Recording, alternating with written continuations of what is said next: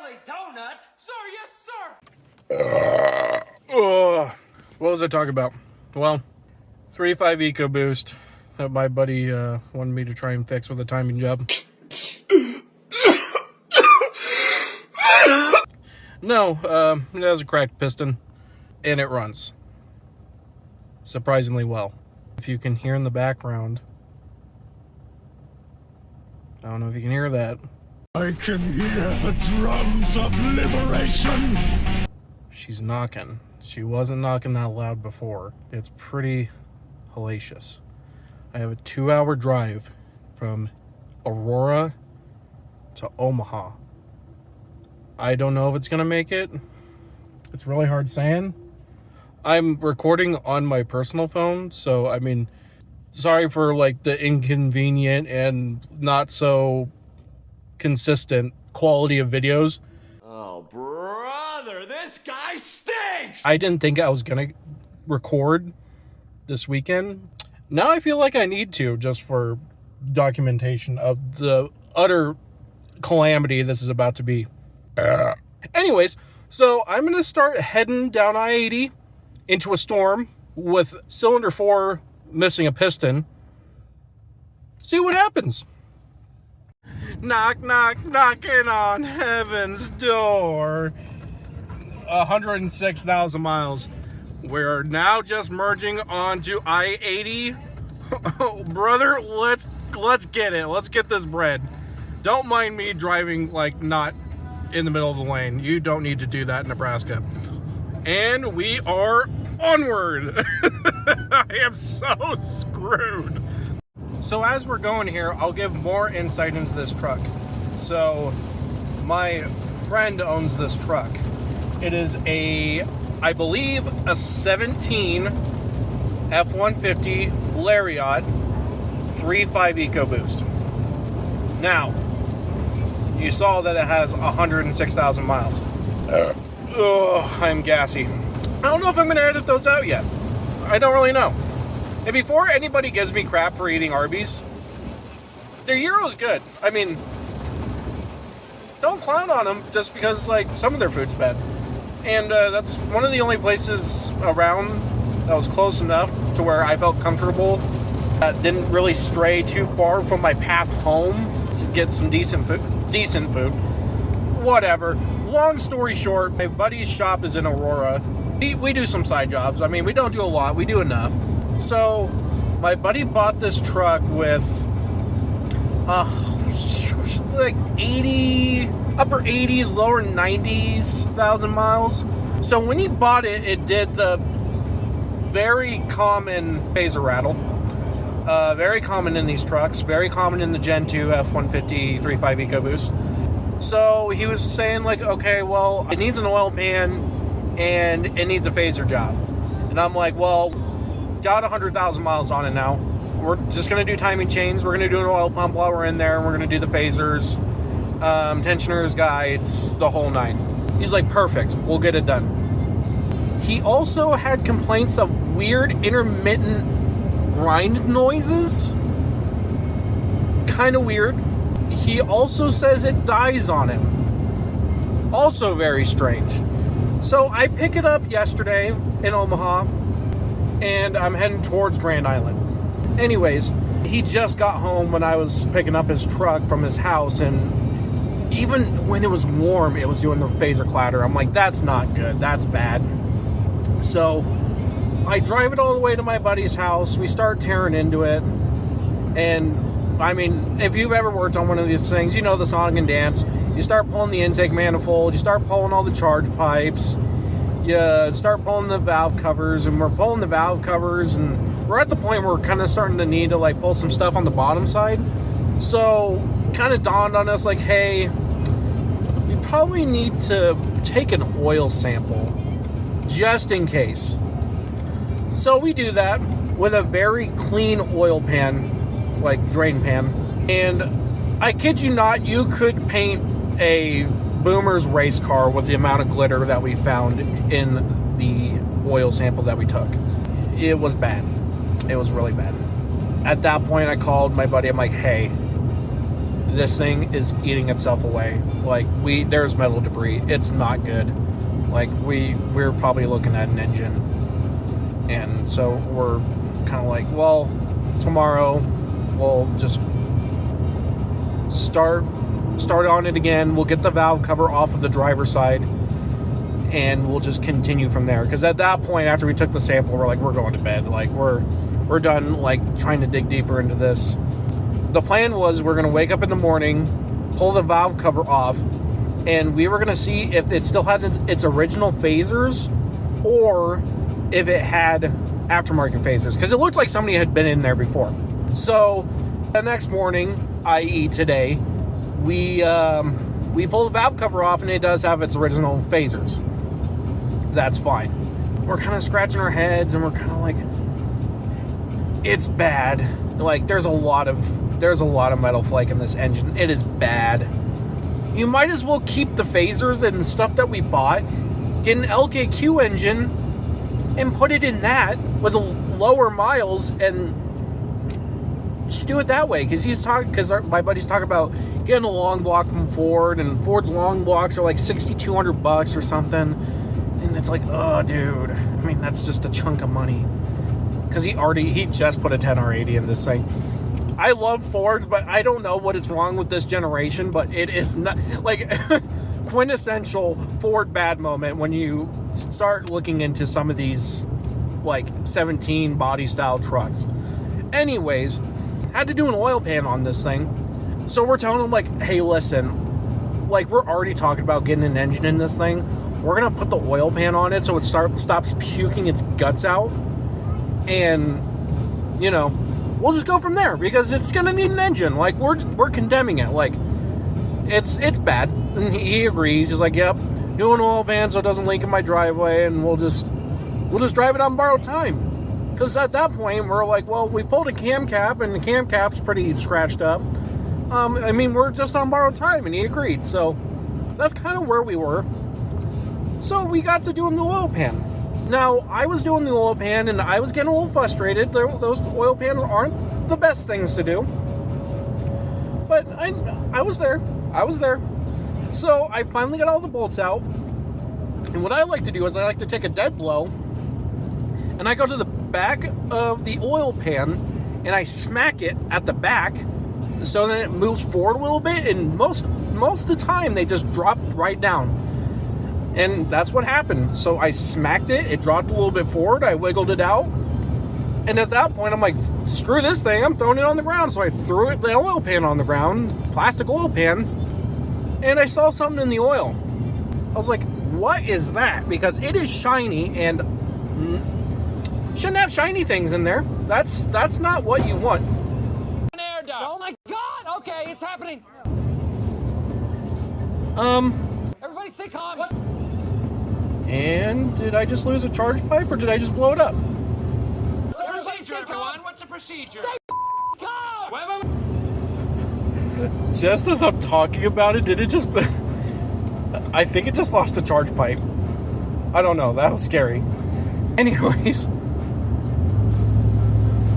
Yep, I lost a charge pipe. Ah! Well, that's not good. Well, so, in the oil pan, was this. Fuck! If anybody knows what that is a chunk of piston. That's not good. Immediately called him like, hey dude, cylinder 4 is missing a piston skirt. Part of the piston skirt. So it's done. It's cooked. And that's where we kind of sit now. I don't know what I'm going to do right now, because I just lost a charge pipe. I'm quite a ways from Lincoln. So, and I'm pretty not close to where I came from. So I might just have to keep driving for now until I hit O'Reilly's. Yeah, I don't know what to do right now. I'm down on power. It's definitely down. I might pull off and take a look. I don't know what part I lost. It sounded like it was from the passenger side. I guess I have a pocket screw in here. I could probably fix this. Stay tuned. I will get out at an exit, and we will kind of see what just happened. Okay, welcome back, folks. So let's pop the old hood here. Here's a... Yeah, can you hear that? There's a few more knocks than what you want to hear. So, side of the road. I bet you it was this. No. Oh, yeah. Okay, that's an easy fix. It's just that one. Okay. What happened? His head fell off. Well, I guess that one didn't get tightened enough. I have a pocket screwy. I'm just going to shove her back in there, and we should be back on the road. She is singing a fucking song in there. Holy cow. Sorry for my language, but ooh, holy. Well, sorry I couldn't show you, like, putting that charge pipe back on, but I got it back on. And funny enough, in my pocket from yesterday, I had a 7mm socket. So it was quite a bit easier and saved a lot of time to tighten up that hose clamp on the charge pipe. And I took my screwdriver and I cranked it down. And I'm about 30 miles into this most recent repair. We're still going. I was on the horn with the guy who owns this truck. So yeah, we're just gonna see what happens. He's just gonna drive it until it blows up. We'll see how that goes. We'll see if it makes it. I actually want him to drive it as long as possible. I want to know how long it can last without a piston skirt on cylinder 4. We discovered that problem at 106,750-ish miles. And we're climbing. We're about 40 miles, 50 miles into the trip so far. I want to know how long it can last on these stock Ford phasers and stock oil pump and all this. I want to know. Because, I mean, it's been this long. Can it go a little bit farther? We're going to have updates. And we're just going to have to see where this truck goes. Kind of a little experiment. But now I'm firsthand experiencing a truck that runs pretty well on a broken piston skirt. Granted, the part of the piston skirt that came off is not huge. We're not talking a huge chunk in layman's terms. But in engine terms, this is a pretty decent sized chunk of engine from the piston. When you're balancing an engine, I was explaining this to the guy who owns the truck. When we're talking about balancing an engine, we're talking about ounces. We're talking about small little ounces added to the rotating assembly so we know that it's perfectly balanced as an assembly. We know that's perfectly balanced. Now, when we have a part that comes off the piston, that's a couple ounces. That's a pretty substantial subtraction from the weight of the rotating assembly. So you're gonna have some weird problems, i.e. some weird vibrations, some weird knocks, and who knows? I mean, he's just gonna have to let us know as he drives it what's happening. Granted, now we have the chunk of piston in the passenger seat.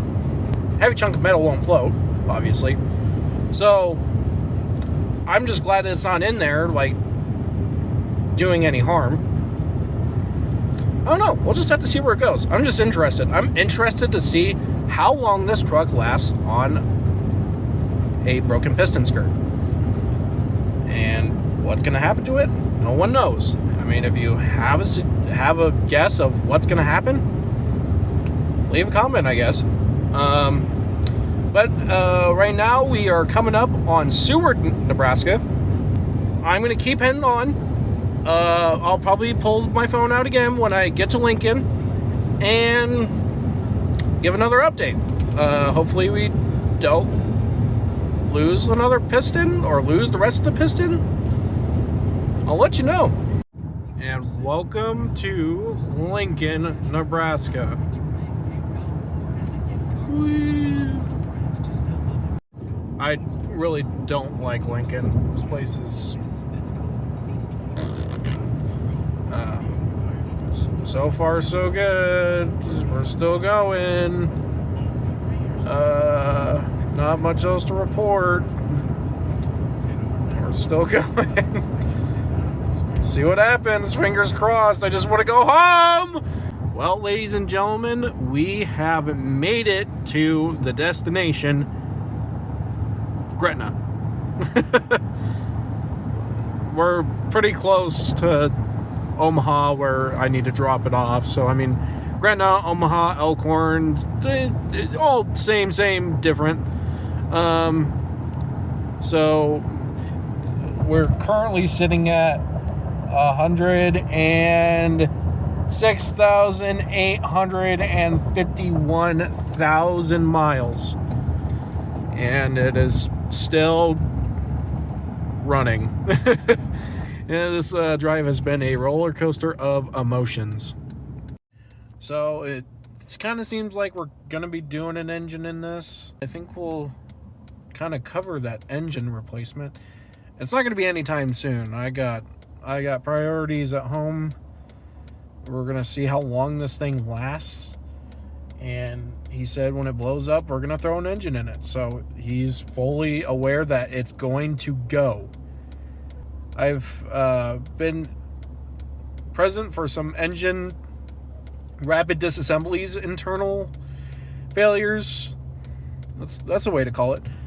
My friend has had a 3.5 Ecoboost let go, and he says it's not very eventful. I'm just curious to see what this sounds like when it lets go, but I know I won't be there to listen to it let go, unfortunately. But we definitely will know how many miles are on it when it lets go. We're just gonna see what happens. Do I have high hopes for this engine? Actually, yeah. The phasers, that's a different story. The piston, I mean, I've gotten into some boost. Like, it's holding. Yeah, so I got some faith in some parts. I have less faith in other parts. But let's keep a happy face on. We might have some more content on this truck later on in the year. Don't know yet.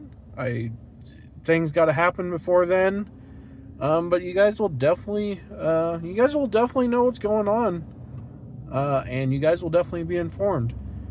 Well, that does it for me, I guess. This has been Rooster Tail Repair and Service. We could probably just call it Rooster Tail. Let me know what you guys think. So that's gonna wrap it up. Thank you guys for watching. There might be some like spare footage of it running later on.